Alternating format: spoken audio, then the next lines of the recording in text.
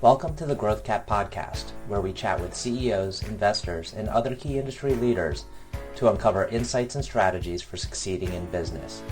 I'm your host, RJ Lumba, Managing Partner of Growth Cap. In this episode, we chat with Eric Johnson, the talented and driven CEO of Nintex, which is the global leader in workflow and content automation. In April 2018, Thoma Bravo, a leading private equity firm, became the majority investor in Nintex. Thanks for tuning in, and we hope you enjoy the show. So Eric, thanks again for joining us. Really appreciate you taking the time here. For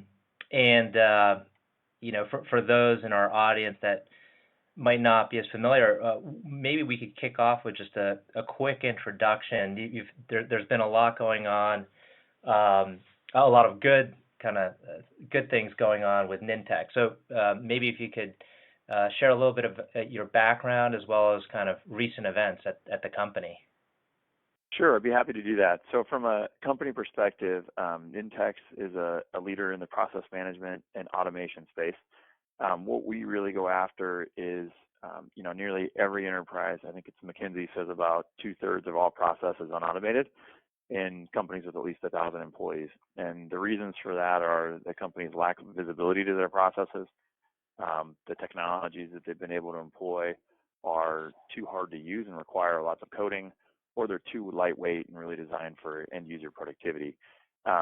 We provide a platform that with no or low code allows an IT or ops professional to quickly build an application and automate these processes. And we also have technology that helps you understand and visualize and collaborate on process. So huge market, tremendous need. I've never visited an account that didn't need what we do, which is a great place to be in my career across 7 companies. It's the only time I've ever felt that way.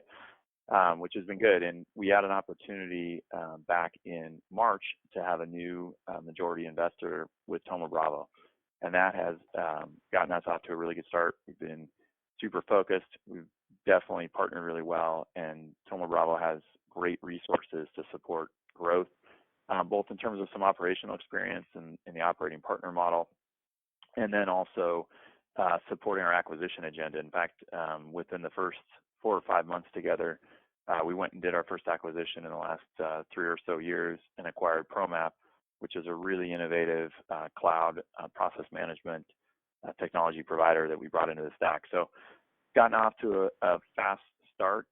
Me personally, started out as more of a operating finance professional, then went into actually the sales organization for several years of my career and ran different components of sales ops and training, renewal sales, and spent a lot of time in the field. Then went back into hybrid roles where I had both finance and sales. And for the previous 4 years here at Nintex, have been the CFO. So have a really good knowledge of the business. And with the new investment and change in ownership at Thoma Bravo, had an opportunity to become the CEO. So feel super blessed about that. Phenomenal place to work, really great team of people at every level.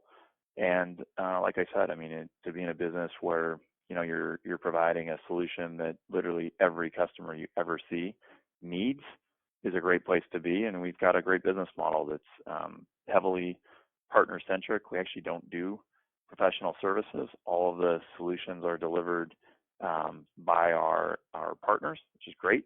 And they also do quite a bit of the go-to-market for us. So really good business and a very good time for our business. Fantastic. And can you tell us a little bit about the growth you're seeing? It must have been, and it sounds like you're part of the growth strategy is acquisition. So, could you share a little bit more about, both historical and go forward growth? Yeah, so historically, Nintex has definitely been a growth and profit story.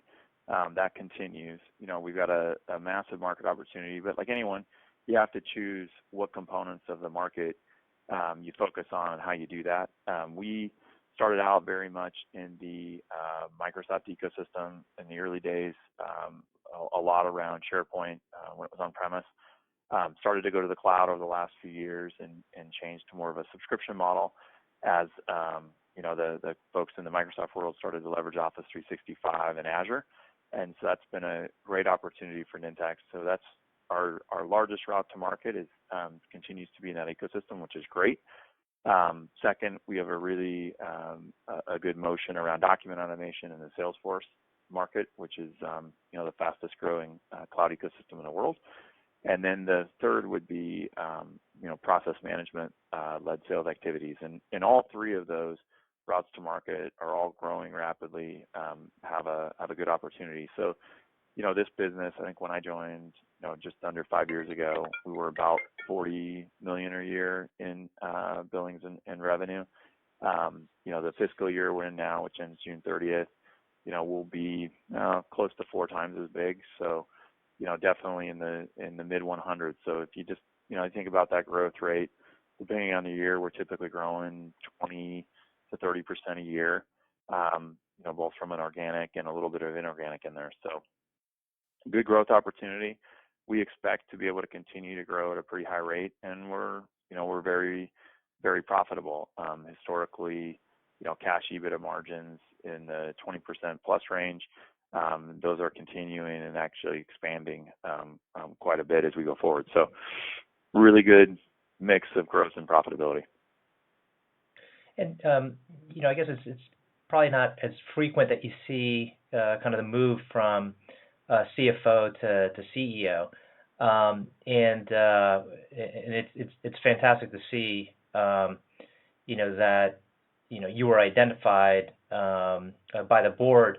Was that kind of, I guess, driven in part by, the desire to pursue acquisitions and having someone at the helm who was maybe experienced in kind of moving along that strategic path? Or, what was there, I guess, were there other kind of factors involved? It's, it's certainly a great, transition to see, and maybe, not as typical.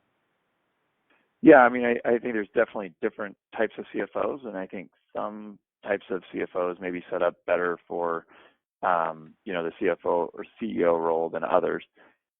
My background and the reason I originally studied finance was I loved business, and spending that chunk of years in the sales organization and a ton of my career actually in the field, out in front of customers and partners, definitely a very outward-facing, growth-oriented, business professional. And I think when you look at what's required to have success in a profitable growth play, especially with a large leading private equity fund, I think a combination of go-to-market acumen and outward skills combined with a lot of discipline, accountability, operational rigor, and some of the financial skills you get from being a CFO is a pretty good combination. And I think when you look at the model that Thoma Bravo has been very, very successful with, and some other funds also have, in this profitable growth story, I think the skill set that I brought to the table was a really good match. And I think the partnership has already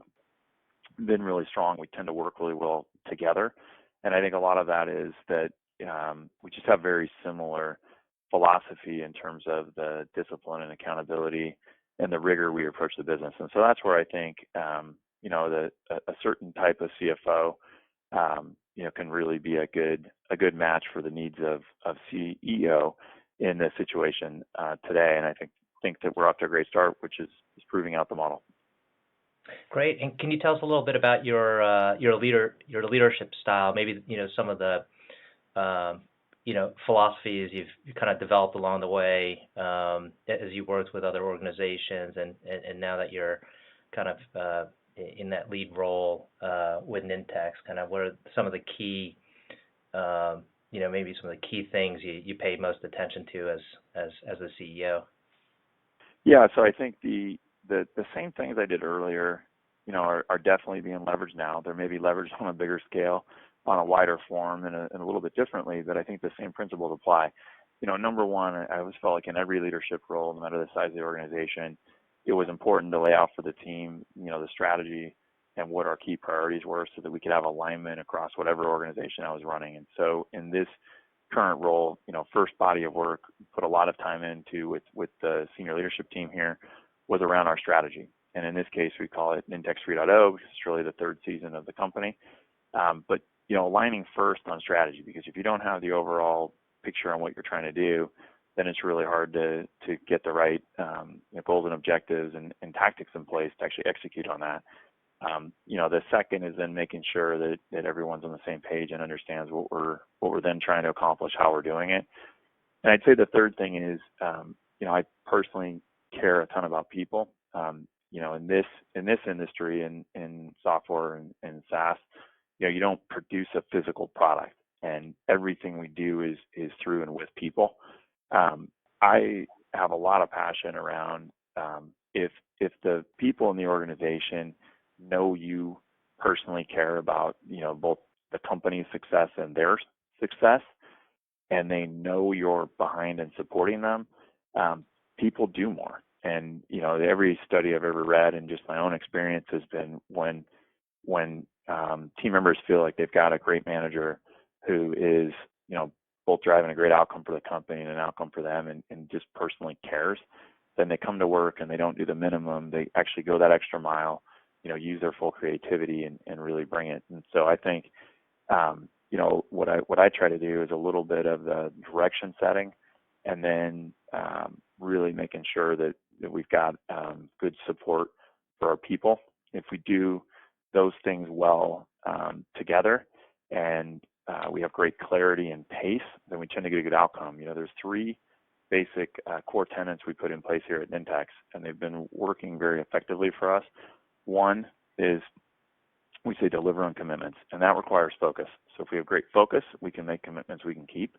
Number two is we have this principle, and something I just say a lot in my own life, which is don't wait. We want people to take action. If there's a challenge or an opportunity, we want to take immediate action in. And then the third is operate with respect and consideration. And that's about how we treat both ourselves, our partners, and our customers. So that's really the combo of how I think about leadership. That's great. I think that's an excellent way of kind of operating with those three core tenets top of mind always. So I think that about wraps it up for us. I do appreciate you taking the time out of your busy schedule, and I think this was a great conversation. So thanks so much, Eric. Happy to do it, and thank you for having me.